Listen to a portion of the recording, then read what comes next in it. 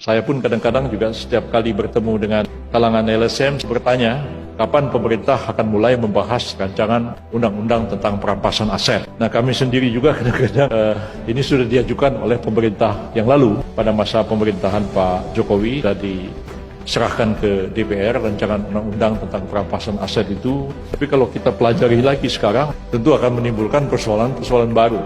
Ya, yang selama ini kita tahu bahwa perampasan itu kan mesti pada putusan akhir pengadilan, ya, vonis pengadilan telah persidangan terbukti sah dan meyakinkan terdakwa melakukan kejahatan seperti yang didakwakan, lalu kemudian menghukum sekian, lalu di belakangnya ada daftar barang bukti yang telah disita, dirampas untuk negara, untuk dimusnahkan dan sebagainya dan sebagainya. Tapi kalau kita baca rancangan undang-undang perampasan aset ini, di depan itu sudah dirampas, ya bukan disita.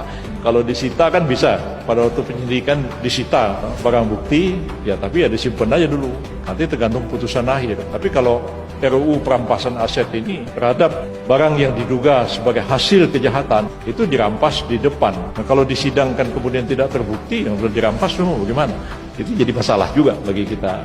Sekarang saya khawatir malah akan menjadi beban sangat berat bagi kepolisian karena mungkin dianggap oleh masyarakat akan terjadi abuse of power ketika diberikan kewenangan untuk melakukan perampasan terhadap barang-barang yang diduga hasil kejahatan belum proses hukum dilakukan. Makanya sampai hari ini DPR dengan pemerintah juga masih agak berpikir juga bagaimana kita. RUU sudah diajukan ke DPR dan apakah kita mau lanjutkan bahas atau kita merubah konsepnya untuk sesuai dengan perubahan dalam KUHP nasional dan di dalam KUHP yang sekarang sedang dipersiapkan untuk diselesaikan dengan DPR. Jadi saya kira hal-hal seperti ini tentu kita perlu pikirkan bersama supaya tidak menjadi beban bagi kita semua. Lebih-lebih beban bagi para penyidik di masa-masa yang akan datang karena diberikan kewenangan yang begitu besar dan potensial juga terjadi penyalahgunaan.